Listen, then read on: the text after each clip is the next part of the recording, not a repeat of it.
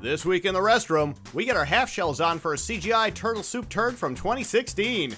We've got Midriff Megan Fox, Lego Batman, cartoon villains from a cartoon, Michael Bay explosions, and Madea's Tyler Perry channeling his inner Neil deGrasse Tyson as a bow-tied scientist, but with a lot less charisma and intelligence. It's Teenage Mutant Ninja Turtles, Out of the Shadows. And before we flush it, we're going to take it out and play with it a little.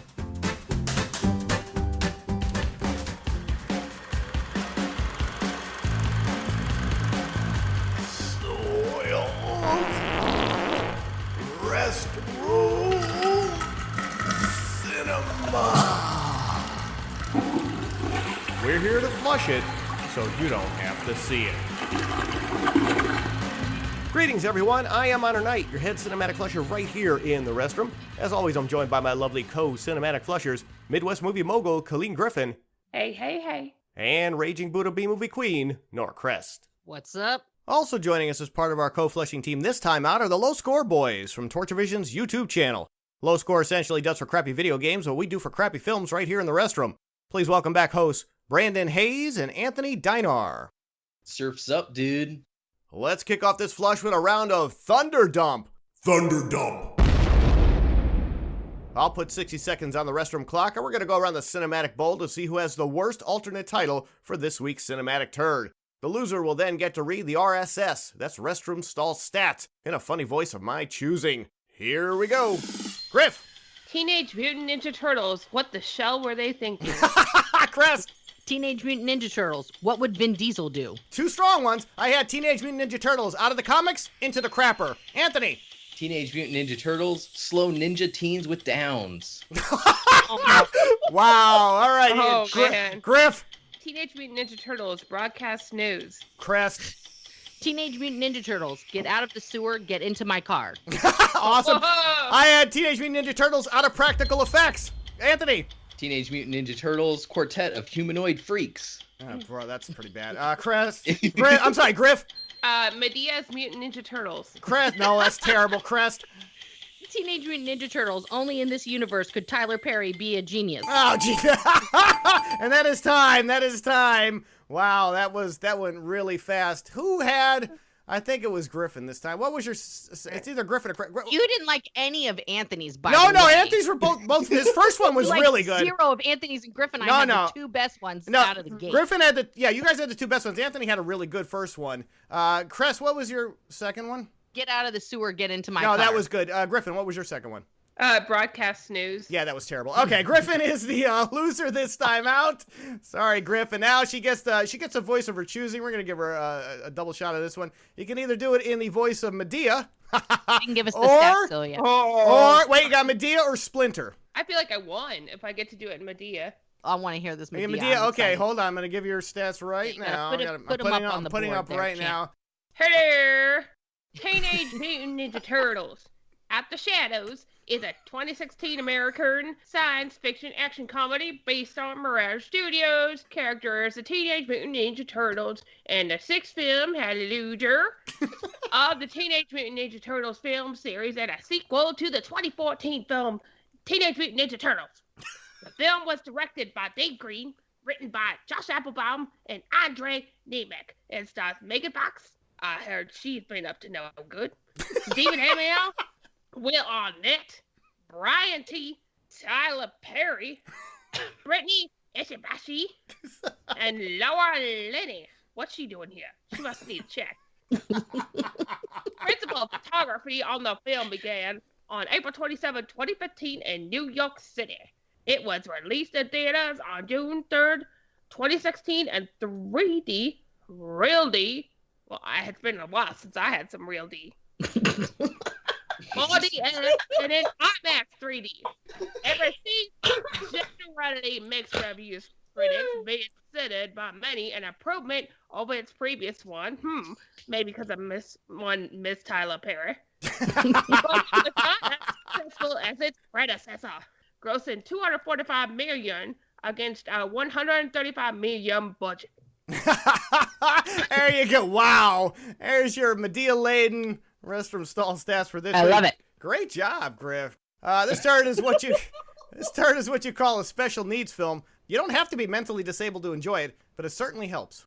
Heyo. Yeah, well, thank you, somebody. This film feels like a super long medical procedure that you don't want to have done, but you have no choice to get done. It's a very long movie, guys. So 2 it hours. feels like you're actually an animal, like under animal testing, kind of like. I didn't think it was possible for this film to be more insulting than the first one, and boy, was I wrong.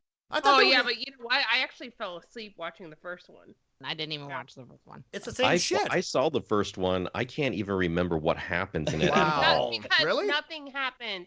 That's the power of happened. turd power. No, you know what happened in the first one? You just go, why is William Fichtner in this movie? There's okay, so you guys don't. Nobody remembers the first one, and you're not gonna remember this one. Well, I remember the very first one that was the real first one. Well, that was in the 1990. 90s when I That was a great when I was film. a kid. Yeah, this is not that film, folks. You're not watching No. that. The title to this turd is almost as exhausting as the film itself. Oh, Jesus Christ! Don't the filmmakers know that? Shit! Don't the filmmakers know most people who watch this CGI? Whoa! Did I write that? Okay. Don't the filmmakers know that most people who watch the CGI crap can't read too good? I can't even read too good, apparently. Can't even read my own damn notes I wrote. Holy shit. Why didn't they just shorten it down to TMNT? Well, They because did. That's a forever great... ago. And a lot of that, Did no, it? and a lot of the promo they Oh, did. was it? Yeah. Oh, Yeah, okay, because the actual but title also the title of this film, Teenage Mutant Ninja Turtles Out of the Shadows, the whole reason why they couldn't do the real title of this film is because they already made that film in 1991 when they did The Secret of the Ooze as the Yeah. sequel. Okay. They're just recreating all of the movies again. Gentlemen, are you Turtles fans? Are from either the games or I the... used to be. Oh. Right? That's the correct answer. I had like the pizza shooter thing. Oh, that's where, cool. like, I had the figurines where you could like shoot pizza little. Well, I always have cardboard to ask this because these nerds come out of woodwork and they'll defend the Turtles till they die. I'm just I'm hot and cold with it. I like the 1990 film. I like the Turtles in the comics, the original comics. The 80s cartoon is dreadful. This is the 80s cartoon. Oh, no, shut up! The 80s Yeah. cartoon I like was the 80s awesome. cartoon. It I is terrible. I Then why didn't you like it this when they film? Because this first- film I is the 80s they had, cartoon. like, no, they had like little GI Joe PSAs at the end. No, like, this cartoon, the cartoon was terrible. And this film is a live action I know, version of no, that it's- cartoon. You I guys think were the probably too cartoon young. You at guys the were too time, young. The cartoon was good. I tried to go back and watch it recently, and And? I didn't like it so much Yeah, as an see? adult. I was a fully grown adult when it first aired. I still didn't like it, so I don't think it's aged well at all. Ninja throwing stars in the Paramount logo might be the cleverest idea in the film. I did like that. I thought that was kind of It was cute. all downhill from there. Yes, yeah. Unfortunately, it was a very I know, brief. yeah, when you have to break out ninja stars that early in a movie, it's like there's nothing good that can come after. No, that. there isn't. But I thought that was okay. The budget is 135 million. It's a lot. That's because 80% of the movie is CGI. Yeah, that's why yeah, it's that yeah, much. it is, That yeah. was not Megan Fox's paycheck. It costs a lot to CGI slices of pizza. Yeah, I think that was one of Here, the heaviest things they did. Fellas, it's go time. And by go time, we mean watching a bunch of CGI turtles spit out some lame jokes and pratfall their way through the New York City skyline. Here we go, guys. Let's get that box from Mikey.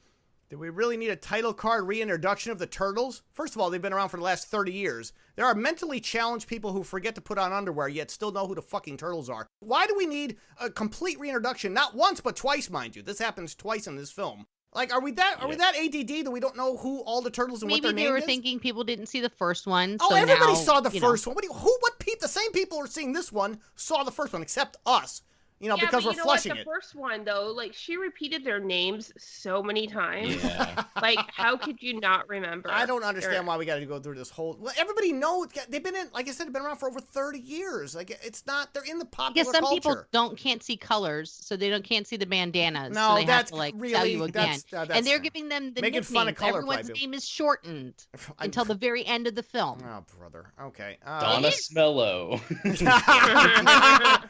All right, CGI Turtles are so cluttered up with shit attached to them, they look like the bottom of a sneaker after walking through a dirty movie theater.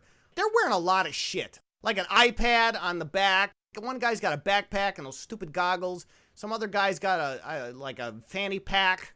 Donatello has He's got a wrist lot- armor that's just Yeah, a what is Super that? Nintendo controller. But, don't they kind of look like crazy hobos? What? And my final point on these guys before we keep rolling through this film is, why are these CGI turtles still so ugly looking? Did they not finish the render process? I've seen third-degree burn victims who are more attractive than any of these turtles. They're creepy. But that's, I'm sorry, but like, have you seen those PETA pictures of like animals who are experimented on? It's not like they get a makeover because they have cosmetics tested on them. I kept waiting for that Sarah McLachlan tune to keep playing.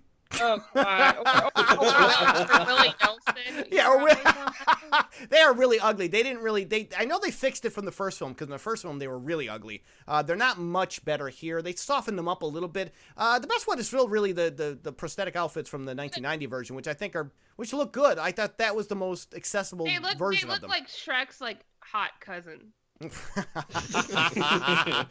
Whoa, guys! Does it get any better than this for the next 2 hours? No, it doesn't, actually. So, please welcome Vern the Falcon. In case you were wondering what Lego Batman does in his off time, wonder no more. Will Arnett's hair is so screwed up he looks like a live-action version of Fry from Futurama.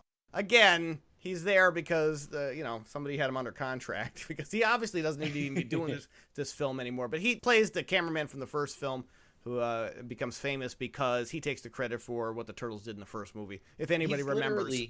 He's literally Job from Arrested Development. Yes, he is. Yeah. Totally. My turn. What sixth grade screenwriter thought the spitball joke was funny around the 5-minute mark? If Eastman and Laird were dead right now, they'd probably be rolling over in their graves. I think they are both still alive. I don't know if they really would. That didn't really even make sense, because like they were shooting those spitballs from behind and then they were hitting them in the front. Physics doesn't matter in this movie. We should mention that they're on their way, instead of just instead we get an opening action scene with these guys, we get them flying through the city and they end up in a Knicks game, and that's what they're doing. That's why the Vern the Falcon's there at the Knicks game, and they throw spitballs at, which is not funny. It's not funny. He's not funny in the scene, and they're not funny at all, I think, throughout this entire film. I don't think I laughed once at anything the Turtles said or did. Hey, April, what's up? Megan Fox is decked out in a horrendous blonde wig and glasses like she's cosplaying as Kim Basinger from 9.5 Weeks around the 6-minute mark. Her wig is so bad, it looks like she got electrocuted by an exposed wire on the set. Who thought that was an okay wig? They were trying to make her look like April from the cartoon, I would assume. Really? Is that what it is? I don't. That's exactly what that was. I thought she had darker hair in the cartoon. But not even the cartoon. It's more like the art that you would see on like the Teenage Mutant Ninja Turtles pinball game. You're okay.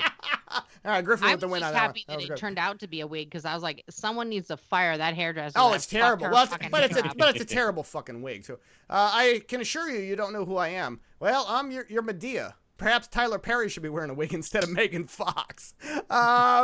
So they have a, not really a meet cute. She's there to get information off his little laptop or a tablet. I'm sure he's got a little tablet there. And so she has to follow the tablet around to get it through this train station, which I think is Grand Central. And then this little song's playing. My mind's blown. I think that's a song. I don't know what song that is. Was terrible. And that's when I said, does anyone want to hazard a guess as to how Fox managed to get her leggings off during that quick change through the gift shop of the train station? I personally have a hell of a time getting my leggings off just standing still. 9-minute mark on that one. I'm sorry, I'm spitting things on my microphone.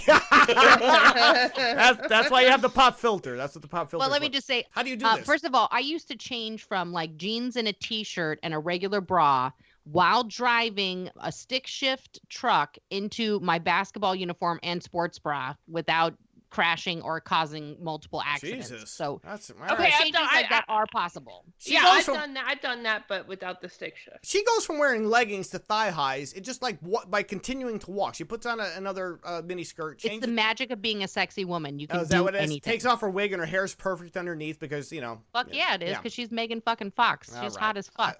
All right, so Chris, wow, Chris, somebody get a cold shower on that end. Listen, of the if my restroom. post baby bod looked like that, I would fucking walk around in that outfit all day. All right, okay? How many she times does did look you good. masturbate while watching this film? 0 times. Dynar with the win on that one. All right, there you go. Let's go. Wow. It's a whole different. Now this movie's starting to get better. So she's back as April O'Neil. If you hate her in the first one, you're gonna hate her in this one. Her acting has not improved any. She does look good. The thing is, like, on the pantheon of Megan Fox performances, this one is less cringeworthy than most of them. What are you drinking? Bleach. Are you? Yeah, exactly. That's what we all should be drinking. Yeah. Oh my Jesus, goodness. Griffin. Oh All right, I don't know if it's that bad, but I honestly don't think she's really improved as an actress ever. But again, they towed her out. She looks great. You're right, Crest, and she does her thing and takes the paycheck and goes home. I honestly thought she was holding her own in this movie. All I right. thought she did a good job. You guys are really considering she knew exactly why she was there. Well, exactly. And what she was supposed to do. And I think she tried to make the most of it. Well, I wish they'd then in that case give her something else to do. Let's have her do something else at this point. If they don't want her to do anything but beat tits and ass in this because movie. because unfortunately Teenage Mutant Ninja Turtles was pretty fucking sexist, and April was always the damsel in distress. Yeah, but was she hot? Seriously, she had like erect nipples in that jumpsuit. Like again in the arcade. But in the cartoon, she never was hot. I never thought she in that stupid like hazmat jumpsuit. You can never get a sense of a body. But they made it tighter.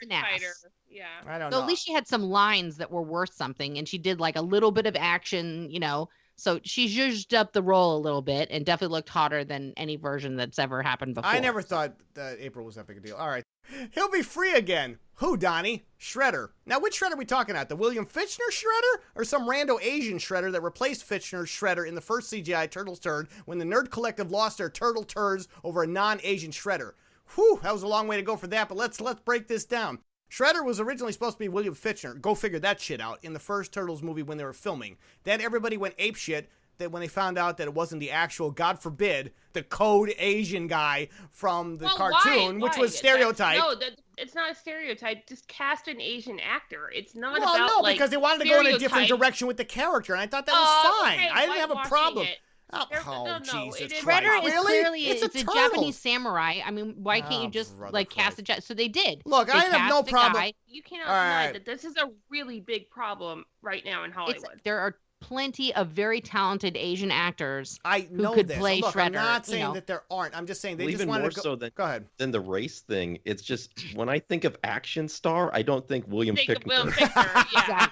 I mean, he was like even like a snooze fest in the Independence Day sequel. Okay, like, for the first one they got Tohuru Masumume. Right, he was the first. And he's good, but he was also like older Shredder. Yeah. And so for the second one, they got much younger, hotter. This is Brian T. It's not hotter. Excuse me. I'm sorry. I may be gay, but I'm not blind. Oh, here we go. All right.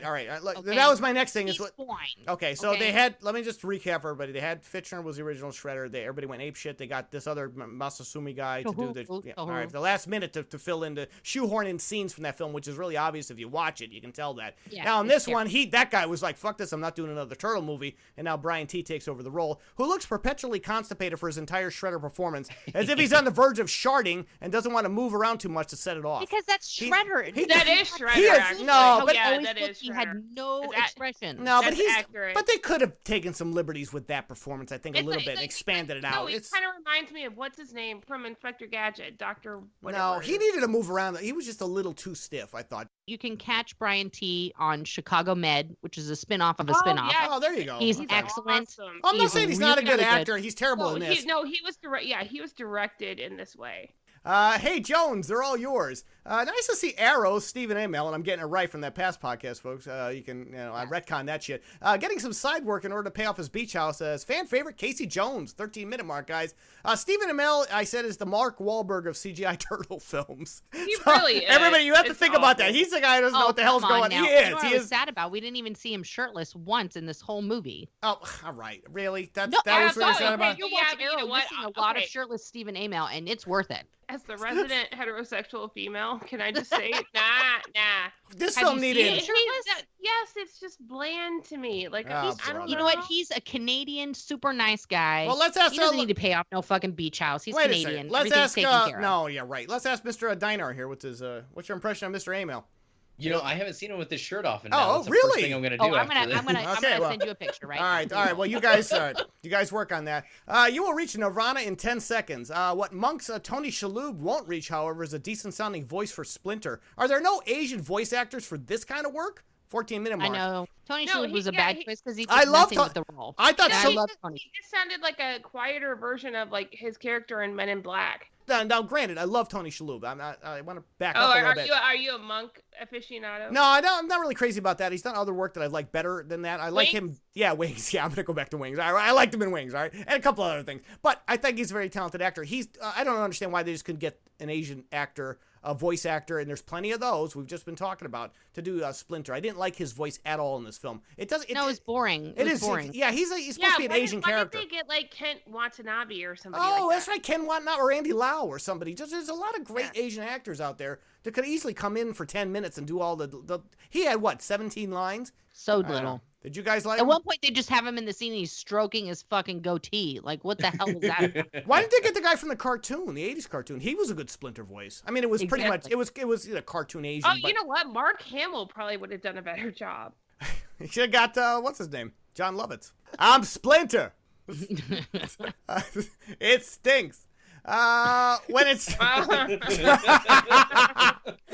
when it's done, it's going to be amazing. This trash truck is sponsored by Waste Management. For all your amazing trash truck turtle needs, 15-minute mark. That was a hell of a trash truck. So what happens is, I guess we should recap the plot real quick while the turtles are fucking around. Casey Jones in this plays a corrections officer, and they're transporting the new Shredder, Brian T., and Bebop and Rocksteady, I'm going to get to them, in the same truck, which that makes sense, from one prison to another. That's in somewhere in New York. They're going over to GWB. I don't know where. The logistics of this is way the fuck off. So as they're transporting them, they get attacked by the Foot Clan are coming and bust them out, basically. And the Foot Clan are just these they all look like the guy from that G.I. Joe film. Snake Eyes. Yeah, was it Darth Maul? They all look like Darth Maul from the G.I. Joe film. And they're trying to get him, they're busting him out. So as the turtles get tipped off to this, and apparently they have I didn't know I thought it was a van they had, or Griff. Didn't you have the toy? Was it a van?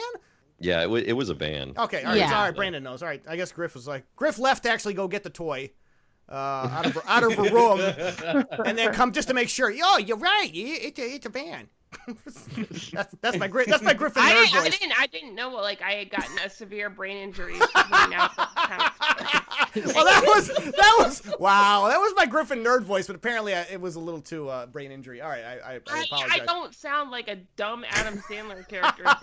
Oh yeah, we don't mention that name on the show. How many times I gotta tell you?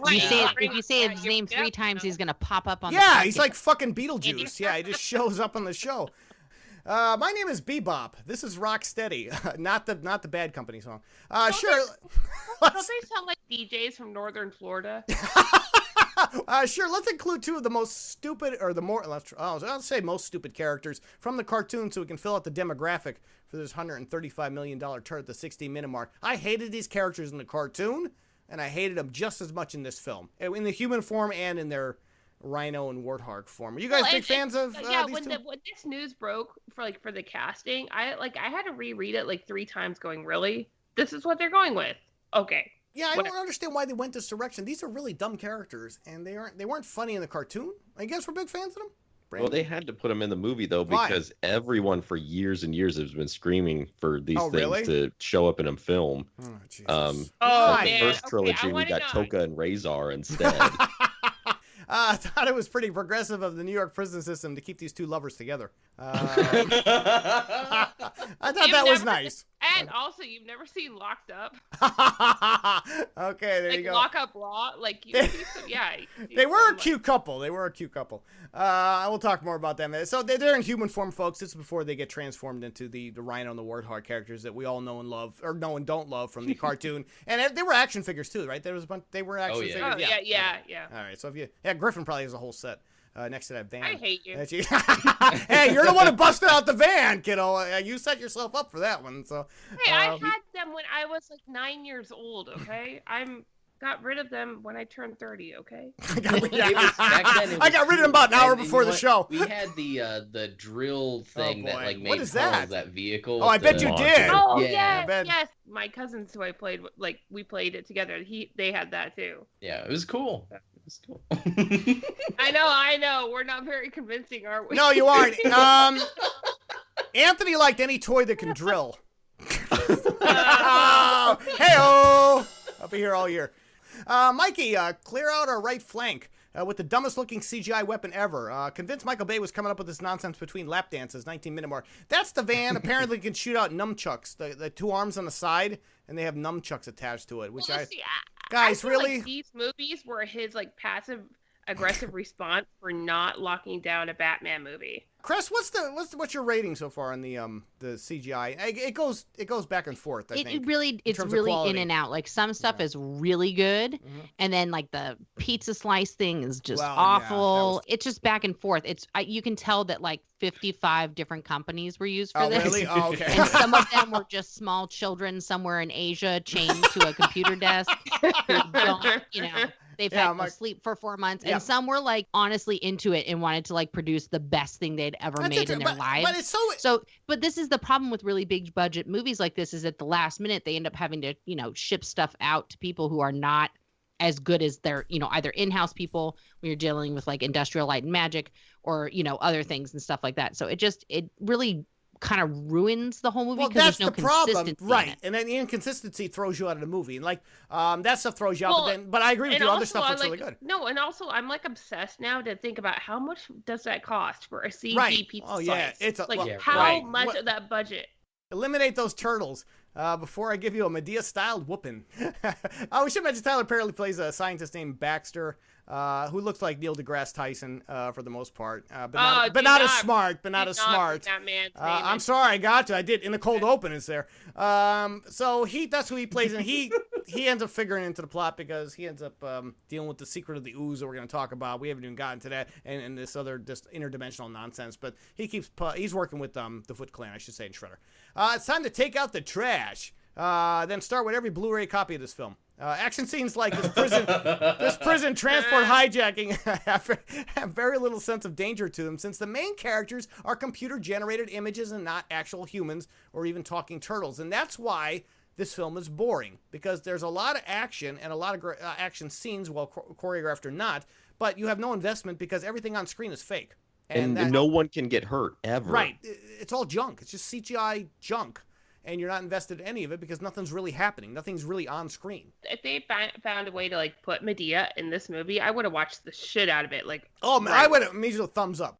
No thing is smarter than the Krang.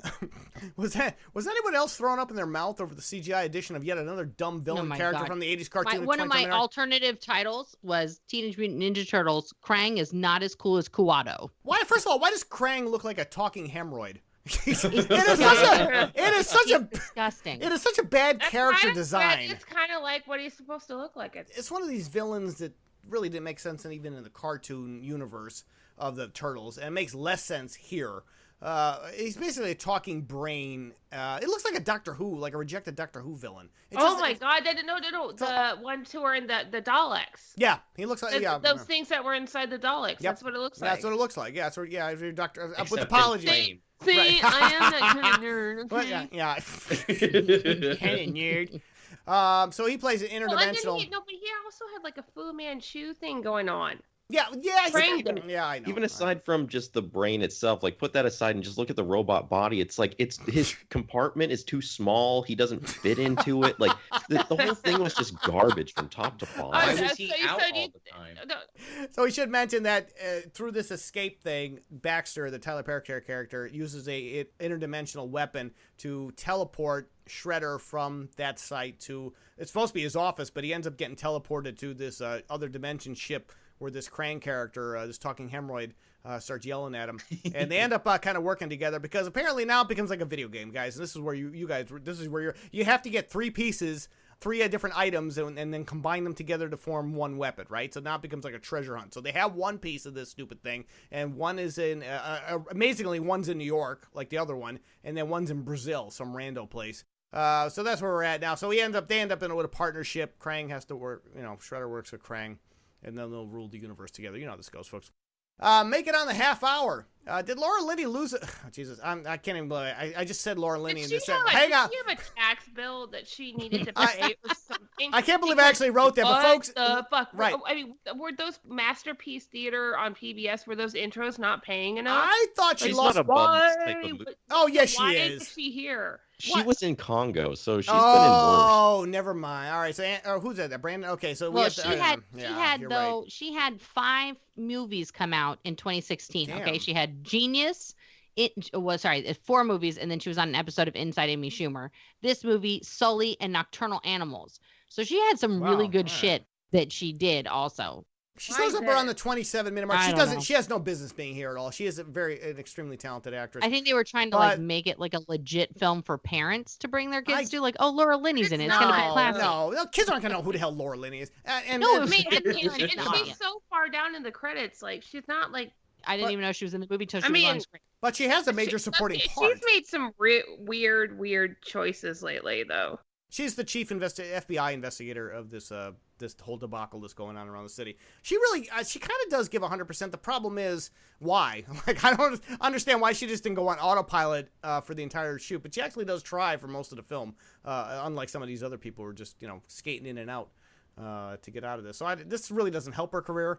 Most of our listeners probably won't know who the hell Laura Linney is. Well, you should. They all know who Krang is, though.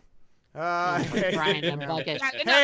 You know what? Krang looks more like a cold sore than cold sore on an inflamed anus. So a genital wart, basically. Yeah, he is a talking genital wart. That's awful on a couple different levels, but you're accurate. It's highly accurate. Hey, I'm not crazy. I know what I saw. Where the hell was the driver of the transport truck to corroborate Jones's story and not make him sound like a lunatic? So basically, Laura Linney is calling him on the carpet, asking what happened because the Shredder is gone and so is this Bebop and Rocksteady. He's saying it's fucking Turtles or Foot Clan, and he comes up with all this shit, and she doesn't believe it. But where was the driver? He was in the passenger seat of that truck. She doesn't believe his story. She's like, that sounds incredible. It's like, yeah, well, something incredible happened. The entire police force got wiped out and Shredder escaped. So, whoa. First of all, like, we've all worked with those assholes before. Like, that guy who's driving, he's like, fuck that dude. Like, I fucking hate that guy. I hope he gets fired. Yeah. It's going off the walls where they are. And what's really going off the walls are those ridiculous mutton chops and purple sunglasses on these two idiots. If you ever wondered what the low score boys look like when they hang out, look no further than the 30-minute mark. Is that before or after the mutation? Well, that's your choice, sir. Man, these guys. And then we get this line. These phones are harder to track than Shredder himself. Hey, if the Mayhem guy says they're super hard to track, believe him. He's been dead on about insurance all this time. Hey, Mayhem is the gym. Okay. All right, you guys finally got that? That was the Mayhem guy? Okay, maybe that's very quiet. No, on that Mayhem joke. Is Dennis from 30 Rock. Dennis Duffy. That's his name. That's the name of the actor. Okay, so the 7 people who might have gotten it. I would watch a movie like. I like the Mayhem guy. I think he's pretty good. I wish they get more to do. He's hilarious. So, He was on Law and Order for a while, actually. You mentioned the bar. It's like one of my alternate titles for the beginning of this was Teenage Mutant Ninja Turtles. Vanilla Ice gets a paycheck. That's right. They do. Yeah, You're right. Ninja, You're absolutely right. Yeah. Very good. Yeah. And, it needs to be synthesized, which is where you come in.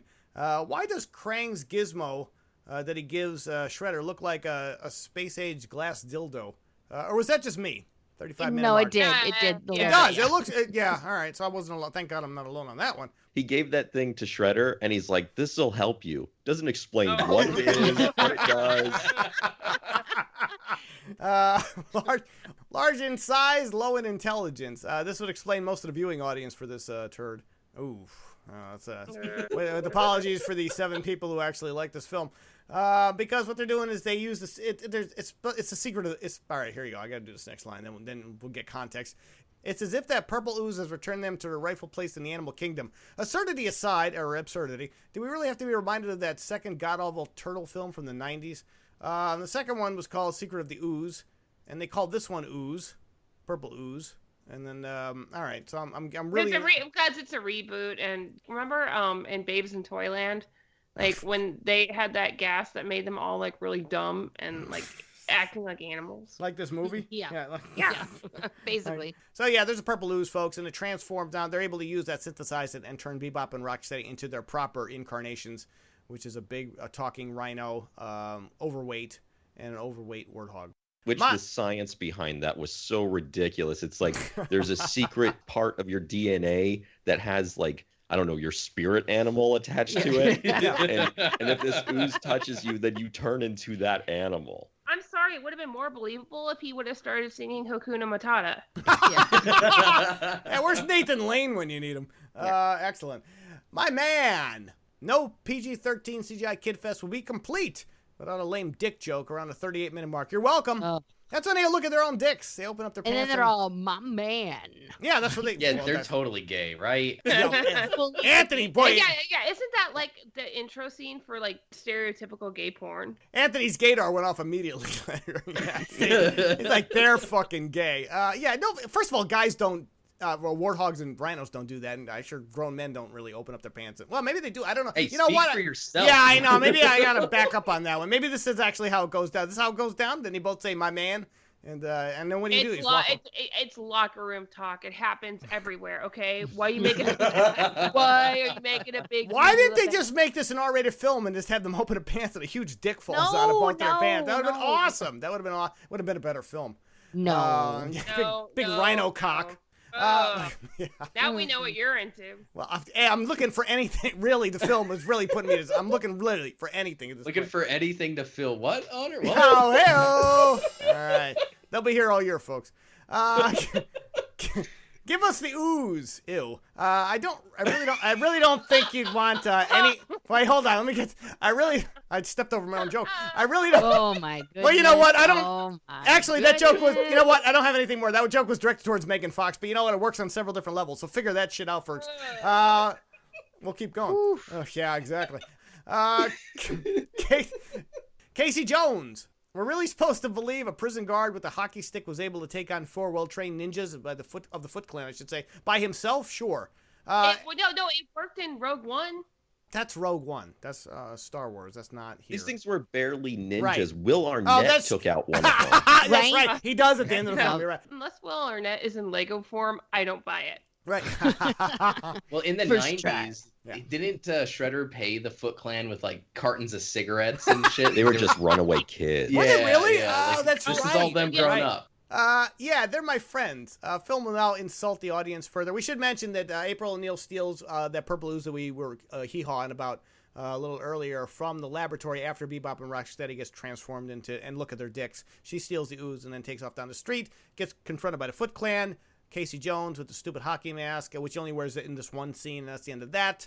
And his hockey stick take on the cigarette-smoking Foot Clan and easily defeats them. And then the fucking turtles show up. Yeah, they're my friends. Film will now insult the audience further by reintroducing each turtle yet again. I wrote that in capitals in case your Alzheimer's has kicked in. You forgot who the hell these CGI idiots were. 43-minute mark. Now we have to have, the Mark Wahlberg character get introduced to the same fucking turtles that we know. It's not only that, but like at multiple times throughout the movie, and we'll have to watch a whole scene, and then the next scene will be a character recapping what just happened to someone else. Exactly. It's like remedial screenwriting. Well, I've got a big bang for you. You know what? That's the joke, but I'll finish the line out. And it involves a cheap fart joke around the 50-minute mark. Short bus kids were probably roaring in their seats over that one. Hey, you guys like the fart joke? That was good, right? No? Guess not. Okay. And here's the Heyo joke. That rock is hard. Heyo. That's what she said. All right, there you go. Bump. Yeah, we'll all be here all week. It's pretty bad when even Anthony doesn't laugh. A cheap gay joke, and it just doesn't fly. If a portal opens up, what's coming through from the other side? This whole plot sounds like Shredder is trying to dilate a giant anus. If John Waters had directed this mess, we'd have an instant cult classic on our hands. This could have been a much better film. Again, guys, we're going to talk about this portal shit. I'm tired of seeing this portal in the sky stuff, but we're going to get it one more time in this film. And hopefully 2017, we don't have one portal opening up in the sky or on the ground or in a building. I think we've exhausted. Let's wrap it up with the portals. Yeah, I don't know. I just saw the Super Bowl teaser for Stranger Things 2, and it's got a portal? You might have to deal with it. I lost my shit when I saw that. No, but I don't want to see no portals, guys. But we'll talk about it. All right, that's a whole separate show. Vern, we need to go. First of all, why wasn't Jim Varney in this film? Because every time he says Vern, it's like, because he was dead. You know what I'm talking about, Vern? In case you were wondering if Lego Batman was still in this turd, wonder no more, guys. 56-minute mark. Arnett is acting like he's desperately trying to get off set and onto a better paying job. He didn't want to be there. You can tell he just had no interest in committing to any of this. He had some alimony to. Well, he's got. Oh, ouch. Jones, you got to be kidding me. The 4 CGI Turtles will be stomping around New York and no one has seen them clearly until now. Exactly, hour and minute mark. I don't understand why nobody has seen these fucking things until this point. Okay, so there's been a lot of dissension. There's been a trip to Brazil to get the final piece of the portal thing. We skipped. I'm blowing through a lot of this because this is not a lot of nonsensical, completely CGI, uninvested action sequences. The whole Brazil thing and the plane crashing. Who gives a shit about that? Oh no, this is coming up. I'm sorry, we haven't got to that. No, it seems like they're borrowing from like every popular franchise at the time. Yeah, it's a lot of trying to mash it all up, like the Avengers and Fast and Furious. Oh, you're right. There's a lot of that. And Transformers. Yeah, it's just very unimaginative. They threw physics out the window so hard during that plane scene. The whole thing, it was just such a joke. And everyone survives. Even the pilots, when they get ejected somehow, like they've got parachutes. The pilots are just driving around with parachutes. No, nobody driving around or flying around. But flying around, whatever. Yeah, he's right. Yeah. Brandon's very technical on these films. Jesus, don't get in a plane with him. Countdown to the big show is officially on. And who wants to bet it's going to include a CGI hole opening up in the sky over New York? Is anyone? All right. We already kind of gave that away, but we do have a portal. It's the only location that, aliens enter to Earth from is New York. Nice catch. Doesn't opening up a plane at 36,000 feet to pressurize it? Brandon, we're just talking about this. I mean, I think the 80s cartoon was more believable than anything that happens in this turd, as I slur that out. That scene is like a lot more realistic than. Have you guys seen the trailer for the new Mummy? That's really unrealistic. Yeah, I know. Oh my god. We're not going to talk about Tom Cruise, but it's the same scene basically. They open up. I thought when you open up, if you're that high up, it immediately depressurizes and sucks everything out. But maybe I'm wrong. Maybe I'm not. I'm not a pilot, so. Because in the cargo planes, they don't have the same type of pressure because they don't have to for the cargo. Right. Because people usually aren't back there, and they make this whole point to let everyone know that turtles have a different respiratory system than humans, and so they're the only ones that can survive in some weird space vacuum portal atmosphere. You're really reaching, but all right. They would be able to breathe, but they would have been physically sucked out of the plane. But it wouldn't be. But I'm talking. They're entering that plane. They go from one plane to the other. Also, those huge planes, though, as another note, those huge planes like that are the same planes that like special forces fly in at really high heights, and then the back opens up, and then they jump out of it, and they're not sucked out. Okay, all right. I've gone skydiving before, and I cheaped out and I paid for the tier just below the part where you would have to buy actual oxygen, and so they use the same plane for that. And so like once you're up there, then they open the door and everything was fine. So I don't know. Yeah, it's not pressurized though the same way, right? Like when you're flying commercial. Yeah. What was your target for landing? A big giant anus? Just asking. Good grief. I'm just asking questions. That's all. Ultimately, that's what happened in the end. So. Thanks, guys. Real team effort. This is what the VFX supervisor said to his staff after they completed this boring CGI plane crash and whitewater sequence around the hour and 14-minute mark. Crest, again, it goes from decent to shoddy. In terms of this whole sequence, this whole chunk of film, which is probably about first of all, the 7-minute crane shot that they're doing when they're zooming up from the New York City, like they're zoomed in on New York and then they're zooming out and then kind of like rotating the camera up towards this thing is the jerkiest camera I've ever seen. It's like I don't know what they were doing. Like someone was having an epileptic seizure. Probably, they were editing this. It's awful. They go to Brazil. They don't get the piece. The bad guys get the piece, so they can, because we wouldn't have a CGI. We wouldn't have that portal in the sky if they didn't lose the piece. But so the whole sequence really is wasted. It's not exciting. It's just CGI junk, guys. You're not missing anything. Oh my gosh, Shredder did it. The portal's opening. The same exact portal we've seen in such classics as R.I.P.D., the Ghostbusters reboot, and Suicide Squad. I wonder if all these productions just share the same CGI portal build and call it a day. Hour and 22-minute mark. Chris, is that what happens? They just pass around the same. Yeah, it's the same. It's the same portal. It's just lazy CGI and it's unoriginal and it's stupid. I'm tired of seeing these portals in the sky, guys. That was my favorite part of the movie. Is like the turtles are trying to get this final piece, right? Right. They lose it, so they're like, oh, now they're gonna open the portal. They know exactly what's gonna happen. So then the next scene, we see the turtles all sulking in the sewers. Right. Leonardo's like reading a book. Michelangelo's like playing the drums or something. And then when the portal opens up, they're like, oh my God, there's a portal opening up. It's like, you knew this was gonna happen. Why are you sitting around? Yeah, I don't understand why they're sitting around. I don't get that. All right, but.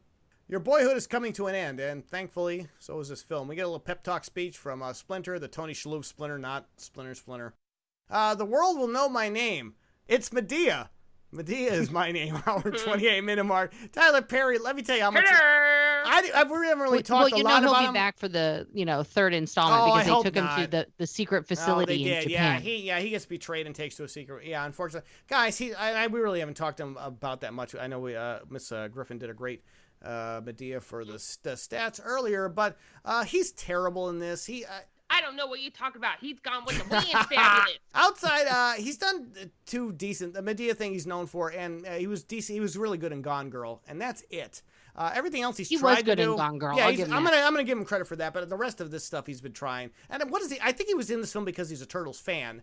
But why? Like, they could have got any actor to do what he does. Maybe he's still trying to, play straight. I don't know. Well, that's a big character, though. Baxter Stockman actually became a Fly person in the cartoon. Yeah. So, they wanted a big name because they want to bring him back. Oh, really? He's the first boss that you fight in the Super Nintendo arcade version of Teenage Mutant Ninja Turtles. Yeah, we should mention, is that the one you guys are covering on your end of it? For the time? No, we're actually going to be playing a beat 'em up very similar to that, but I got it like a weird Russian hack. It's brother.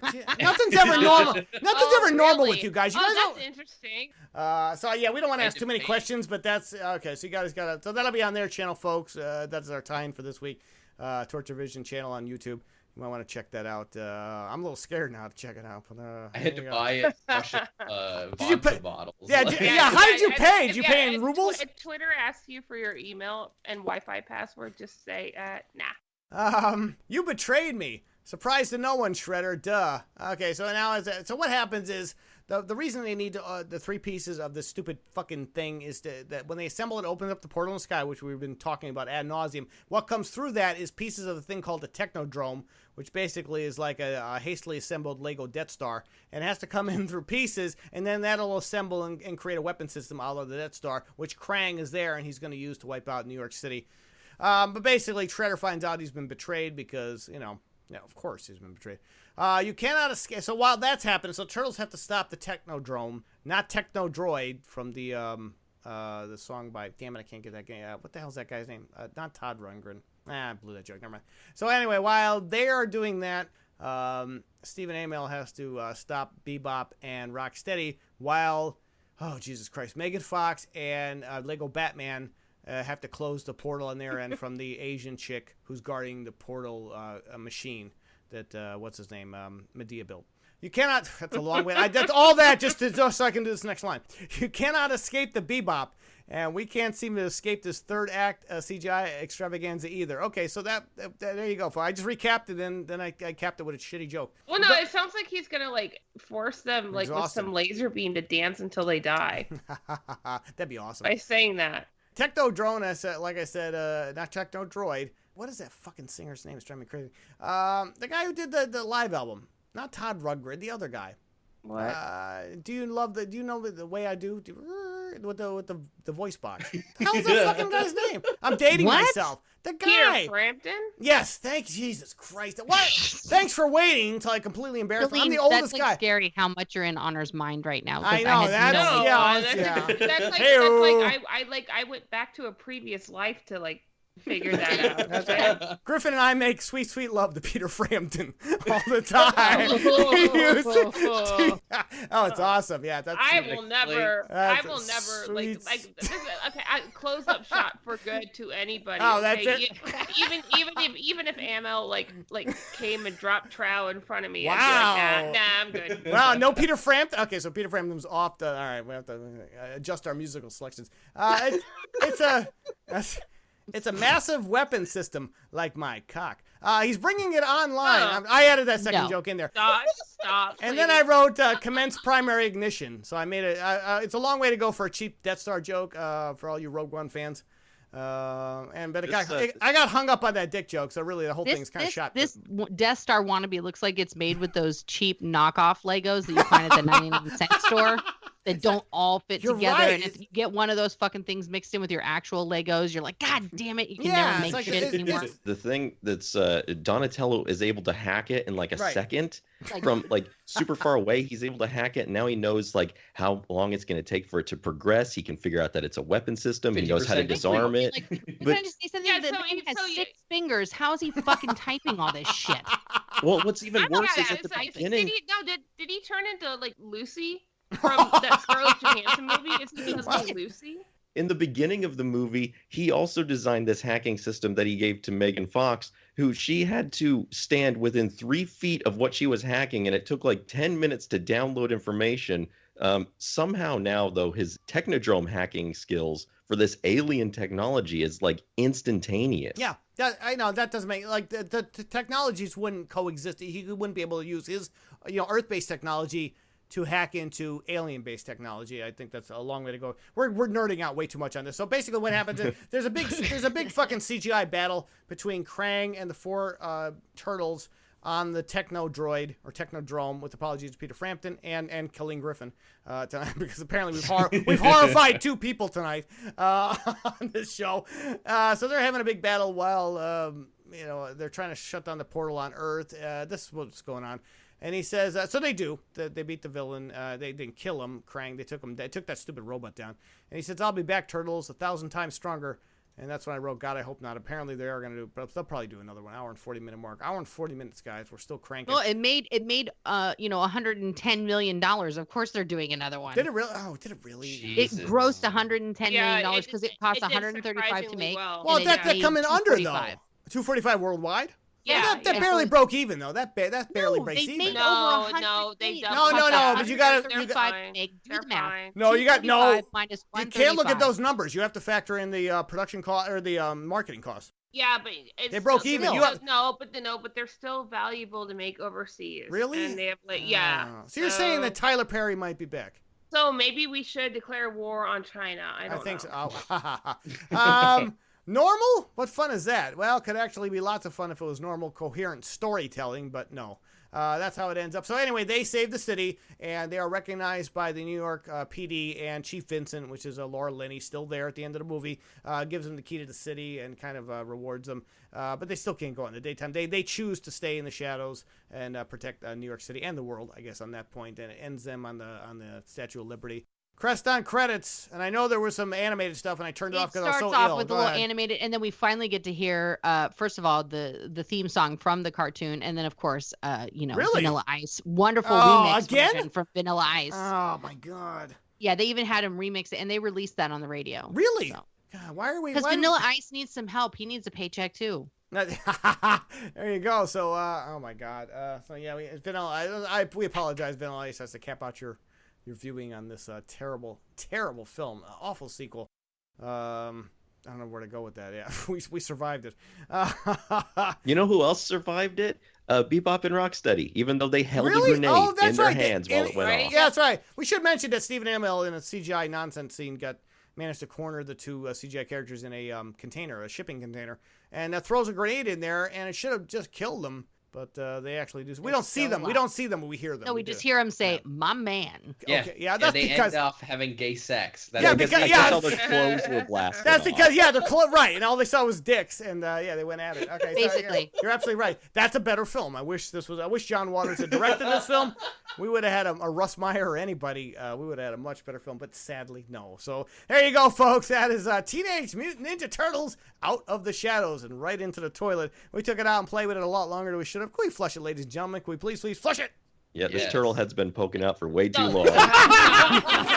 I was gonna say flush it straight down with Peter Frampton's talk box. Too. Oh, I never want to hear anything about that no. shit ever again. Oh, man. Well, we consider it flush. There you go, folks. That is it for this week. I want to thank my lovely co-cinematic flushers, Midwest Movie Mogul, Colleen Griffin, Raging Buddha B-Movie Queen, Nora Crest, and Peter Frampton. I also want to thank our awesome. I also want to thank our wonderful extended co-cinematic flushers. I'm gonna go get Hang in there. nunnery. We're up, yeah. I think our lovely co-cinematic flushers, our wonderful co-cinematic flushers, low score boys, Anthony, Dynar, Brandan Haize. Gentlemen, thank you so much for sitting in and putting up with You, all this. you all heard it. It was on tape. He called me lovely. All right. The romance Shut has the started. tape. Shut Glenn. the tape. Gentlemen, thank you so much. You guys, folks, if you're listening to, hey, go check out the Torturevision channel over on YouTube. They're going to have their tie-in. They're doing some Russian Teenage Mutant Ninja Turtle nonsense, which will probably get them arrested. So this may very well be the last show they ever on. If they tell you your password has been hacked, give us your new password and we will reset it for you. Set now, comrade. Don't do Alright. that. There you go, folks. Yeah, so yeah, folks, go check it out on Potter Family, #Potter Family, and you're listening to us. Please go over and check out and give them some love over there at the YouTube channel. And that is it for this week, folks. We're going to be back next week to torture you with something else. Until then, say goodbye, ladies and gentlemen. Goodbye. Goodbye. Do you Goodbye. feel like I do? No. All right. Shut it down. Shut it down. Miss Griffin's in the fetal position. Close. We're close.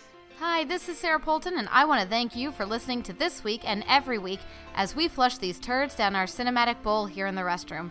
And by turds, I mean the movies, not my ex-boyfriends. If you haven't already, please subscribe to us on iTunes and Google Play Music so we can attract more listeners and so you don't miss a single episode. We love feedback, so email us at signalsoffury@gmail.com with your comments and suggestions for future flushes. Also, be sure to check out our home restroom on the net, signalsoffury.com. Until next time, remember, we're here to flush it, so you don't have to see it. I'm Sarah Polton, and this has been the award-winning Soiled Restroom Cinema.